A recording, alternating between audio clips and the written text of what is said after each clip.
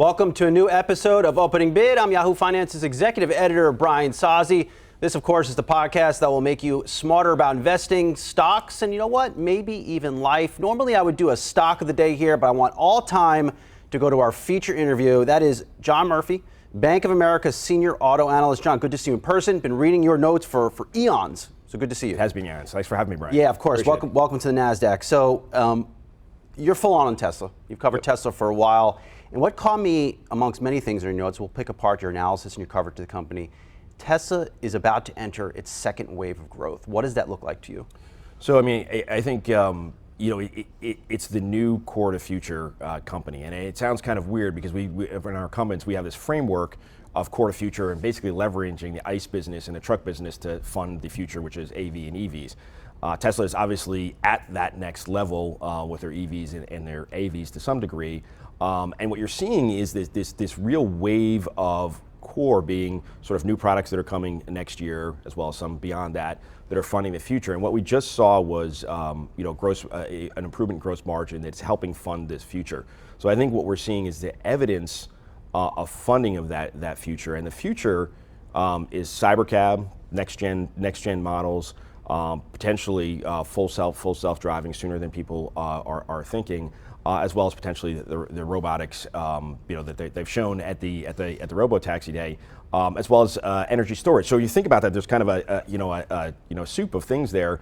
And when you think about a stock like this, there's this huge opportunity curve out there, or frontier of all these things that can go right potentially for the company. And then you have this very strong core that's developing right now that's funding that. So the wave is going to look like many different things. It may take many different shapes as we progress through the next few years. You've been doing this for a hot minute. Have you ever seen a company like Tesla before?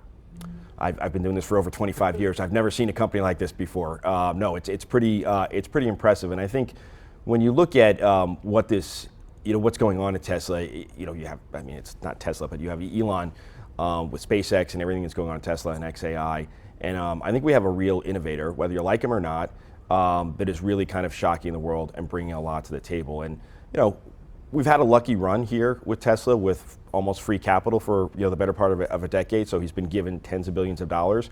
But the reality is he's done something really amazing with it and is really pushing the envelope, which I think is going to be great for humanity over time. Hopefully Americans. As someone that has covered this company literally, I guess, Dave, from ground, what is it about Elon? How is he able to surprise Wall Street and deliver, I would say, a very surprising third quarter, but I would say a surprising year, and then come out with things that most people thought wouldn't even exist?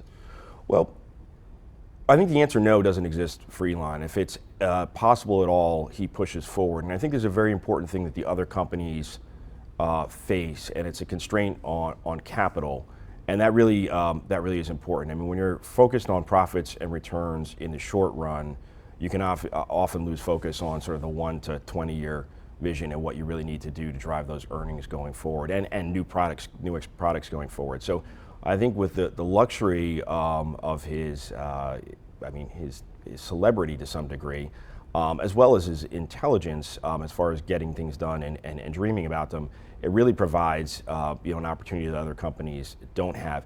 And they get mulligans that other folks don't. I mean, FSD's had some issues. Elon's should really be a perfect. Elon's got some of his own issues, but when you look at Cruise at GM, I mean, they had one unfortunate event that was handled horribly from a PR perspective, but they got put in the penalty box. Had that happened at Tesla, it probably would have been handled better from a PR perspective. But they would have blown through it. So so there's a lot of things that are going on there. But the answer no doesn't exist, and the idea that you have to hit certain profit return hurdles in the short run, they're unconstrained from in a significant way, which is very important for long-term value creation. We'll go more into Tesla, but I've been able to spend some time this year with Mary Barra, CEO of General Motors. They had a good quarter. They're doing lots of things in electric vehicles. Why isn't there that?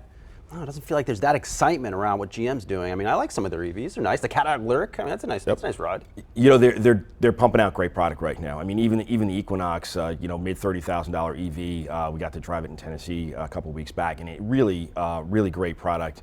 They're doing all the right things, but the reality is they're constrained by sort of this view that they are a pure auto company, which is largely what they are.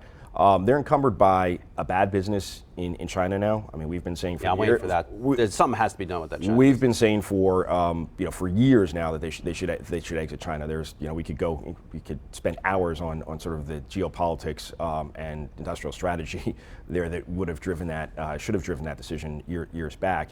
But they've got great stuff with the Ultium platform, with Cruise. OnStar has been a great product for them that they've never. They get a check from me every month. They've never been able to really monetize in a way that they should. And I think there's another thing that the core companies, particularly like GM, don't understand. I said core to future for Tesla, but for a company like GM, right? There's the core North American truck business where they make the large majority of their money. But there's also this opportunity in working with their dealers, and this gets into the mundane, but it's very important because it could generate tremendous amounts of earnings and cash flow, where if they worked harder in maintaining the lifetime customer relationship in a way that they don't. Usually they lose a customer after 3 to 4 years out of their dealerships. They could monetize these vehicles for a much longer period of time. Simple stuff like parts and parts and service, and then lifetime subscriptions and other things that they could participate in over time. The dealers could probably double to triple their profit take, and GM would have a very significant vig off that, if you will, or share. Well put it in real terms. Tesla is getting this right. They're building their install base, and they're maintaining that relationship with the customer. Now, I don't think you need to disintermediate the dealers. You actually want to leverage them in a very significant way. But Tesla is set up to hold on to that lifetime customer relationship in a way that GM, Ford, and the other incumbents probably could, but they haven't quite gotten there yet. So once again, on the core side of the business, Tesla is doing something that is probably a lot better than what the incumbents are doing. The incumbents could do it as well, though. So you have a buy rating on Tesla. Did it blow past your price target already? Well, it's moved a lot in the last 2 days, so it's moving quickly. We're going to have to reassess things as the stock takes off. And part of our thesis on Tesla is their access to low-cost capital. Yeah. The reality is if they raise 10%, if they did a 10% capital raise right now, it would be a bit dilutive. But I think shareholders would cheer it. You raise $80 to $90 billion of capital that you could put on your balance sheet to execute on all these opportunities. So it is almost a auto-correlated, financial instrument in a way that if you just, if you use it and leverage it, you really can, accelerate growth. I want to try to go line by line on your call. I mean, I always read your notes, but Cybertruck and the semi-truck, I thought these were niche products. They still, well, for the moment they're niche because they're small volume, but they could become bigger. That was my takeaway over time. And this is going to be a very weird thing on the Cybertruck. Cybertruck is depending on your taste a little bit different looking. I'll leave it at that. What's very interesting about the Cybertruck is there are wraps on these vehicles. Right, they take it I've seen wraps all orange, blue. And Trump wraps. Some of them are a little bit more mundane and make the vehicle look really good. I mean, those things might make the vehicle look good depending on your taste. But when you look like a Reynolds wrap vehicle rolling down the street, some people like that. Most people don't. But these wraps that they're also starting to sell with the vehicle make it look a bit more normal. So it becomes a little bit more mainstream. So I don't think we're going to be looking at something that's like an 800,000 unit pickup truck run like Ford does with the F-Series. Does this thing rival the F-Series? No. I think you're looking at a very good product that maybe gets to 100, maybe 150,000 units in the next 1 to 2 years, and then burns out like all product does over time. But that's far better than we were thinking. I mean, we were kind of limiting it at 50,000. I thought this was going to be owned by like a Bitcoin owners, quite a few Bitcoin owners do own it. So I mean, that's kind of the way it has gone. On the semi side, that's still a TBD. I mean, we're gonna see some volume ramp up next year, but it really won't hit real volume until 2026. And there's a lot of debate on whether you really should be electrifying, semis and sort of could you go fuel cell, or does diesel actually still in a very efficient format make more sense? So I think there's a big debate there and a big question mark there. So the volumes on that might be relatively small too. Do you really think Tesla can hit that? They came out with 20% to 30% volume growth projection for next year. That's huge, and I think it shocked everybody. We've got about a 17 to 18% growth rate, so we're 2.1 million units, I believe, in the model. I think you're going to need to see these new models launch, right? You're going to need to see derivatives of the 3 and Y that are lower price point. We've had a long take that you need to create or democratize the EV to increase volumes so people can buy them at an affordable price and actually have a better cost of ownership. So I think that's going to be incumbent and that's going to be necessary to get to that growth rate. even our 17 to 18%. So we're taking the slight under on that. But the reality is you're going to put another couple 100,000 units on the road more on a year-over-year basis. It's another 2.1 million units incrementally that may create incremental revenue over time to you, whether it be FSD or whether you actually get those vehicles into a cyber cab fleet, if you will, that could generate even more money over time. But that's a little bit far-fetched next year. But I mean, the idea that you're going to have new product is going to be key to driving that growth. Every analyst is different. Have you ever picked apart one of these cars? Like, I know analysts sometimes do like teardowns of cars. For over 20 years, we've done something called Who Makes the Car, right? So we've picked apart sort of a generic car, if you will. About 7 years ago, we started doing it for a generic EV using the Model 3 and the X, and the Model 3 and the Y, I should say, as sort of a core. So we haven't done it physically, we've done it sort of virtually, and it's trying to estimate and understand the different component costs of the vehicle. And right now, on a generic vehicle, you're probably looking about a $10,000 EV hickey on a bill of material versus an ICE vehicle. Tesla is probably somewhere, probably 50 to 60% of that. So they're much further along than other folks. They're doing a great job. Interesting. All right, hang with John. We're going to go off for a quick break. We're going to be right back on Opening Bid. All things Tesla, the future of Tesla, and maybe the future of Tesla stock. We'll be right back.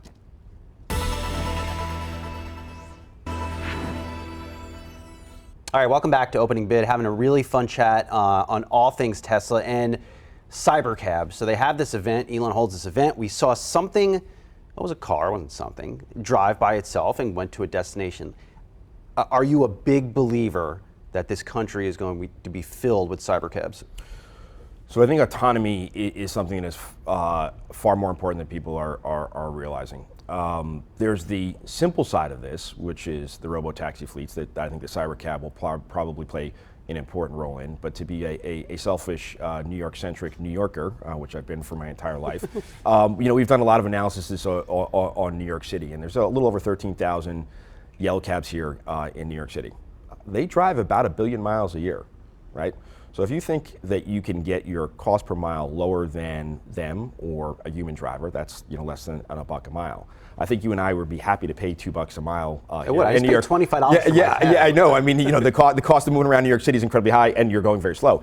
But if you could take that down and undercut, taxis and Ubers and Lyfts dramatically, you could have a huge business model. I mean, whether you pick $2, $3, $4, $5, each dollar above $1. So if you do $2, you're doing $1 billion a year in EBIT. There's actually room in New York City. It's hard to believe. Around 4 o'clock in the afternoon, late in the evening, and in the outer boroughs, right? Being a kid from the outer boroughs, there is a need for transportation there. So if you could go out and you could say, listen, I'm going to help you with your underserved community that is a hard time getting to work and getting their kids to school, and I'm going to charge them $2 a mile, which is a very efficient way and low cost way to get people around. There's a huge opportunity in major cities. That's the easy part. I think the more interesting part, and this is something that has not happened for almost 100 years, is the speed of travel in vehicles needs to go up. And the fundamental utility of this industry, which most people don't even really think about, is to get from A to B quickly. And the reality is that has not changed for the better part of the last 60 years, since 1956 when we had the Interstate Highway Act put in place. That's when we had high-speed travel increase or improve dramatically. Take it back even a little bit further to the 1910s when the Model T came into sort of full effect and was pumping out millions of units a year. Public transportation really ramped up. People could move farther and faster and spread out. So that's kind of the precedent. If you think about New York City, once again, to be New York-centric, in 1910 the population was about 2.3 million folks. As people could move out, it dropped to about 1.6 million in the following decades and has never grown since because people could move in and out quickly. That was brought to bear by autos and public transportation. It hasn't increased since then. So the reality is autonomy, if it is successful and a vehicle can't hit something else, the safety level has gone up so dramatically that the speed of travel should be allowed to be increased. And there's kind of this sort of ongoing sort of governor from governments that limits your ability to create incremental value for the consumer. It's called the speed limit. I mean, getting in a Honda Accord and a Mercedes S-Class, you're getting to the same place at the same amount of time. Yeah, well, I've got a big gas guzzler with 500 horsepower. Why do I still have to go 55 miles an hour? There you go. Well, if you could drive, faster, safe. But the reality is, people start spreading out, and a lot of the real estate in the country that is underused could actually be utilized, and you could create this great economic growth. think about what just happened in China over the last 10 to 15 years. Although the economy is slow at the moment, the reality is the growth in the auto industry and the increase of speed of travel for their society drove a significant part of the high single-digit GDP growth. We wonder why we're stuck at 2 to 4% GDP growth, hoping for 4% someday in the US. And the reality is people can't move around faster, farther. In fact, actually the speed of travel is coming down because traffic is going up. The reality is if somebody could travel 50% or 100% as fast or double the speed of travel, their capacity utilization on the road gets cut in half and it creates more space. I mean, there's all sorts of things you can do here. But autonomy, I think, beyond robo-taxi has to be something that is thought at sort of the federal and state level as to what you can do with it, and creating dedicated high-speed lanes for these high-speed vehicles. We have precedent for that on HOV. Really could change the dynamics of sort of the economy and society, right? The more people move around and see each other, they realize they're not different. That helps, from a social perspective as well. You're really blowing some minds. So there's some real opportunity from an economic growth structurally and societal benefits that we get off the internet and see each other. That could be a huge benefit as well. So you're looking for over 20% earnings growth for Tesla next year in 2026. In either one of those scenarios, that include any type of money from a fleet of robo-taxis at Tesla? Implicitly, there's a little bit of growth there, but basically, if we think about sort of earnings in roundhouse numbers, in 22 we were at $4. Last year, we're $3. This year is going to be about $2, and then we go to $3 and $4 in the next 2 years. You're not getting a huge lift until you get into the out years from a cyber cab fleet. I mean, 26 is when any volume would come out. So I think it's kind of more in the out years. From a stock perspective, when you see a stock kind of bottom out in earnings revisions and it starts going up and the earnings start growing, that's usually when stocks start working. So that's it's going to be an interesting time for the stock for the next couple of years. So if Tesla's coming out with a robo fleet, I mean, what does that mean to an Uber? What does it mean to a Lyft? But what does it mean to a General Motors and a Ford? It strikes me as a big structural change coming to how we live our lives. So I think it's a huge challenge to all the competitors, whether it be the fleet managers or the other manufacturers. I think to your point earlier, Mary Barra doing a great job. I think Cruise is going to be relatively competitive. Other than that one snafu, they've had other snafus, but that bad handling of that accident, I think they'll be in the race with them, with Tesla, Waymo, Cruise. There'll be a couple other players that come in. Ford's got to really catch up pretty dramatically. I think it means a lot in city centers, as I mentioned before. Those companies, at least the D2 or the D3, however you want to define Stellantis these days, don't play that big in city centers. So it's not an immediate threat to them. But if we get into that world that I just talked about increasing the speed of travel, it is going to be a real risk for them, and it's something they're going to really need to think about. People might need less vehicles. People might decide not to share their vehicles and have these personal vehicles.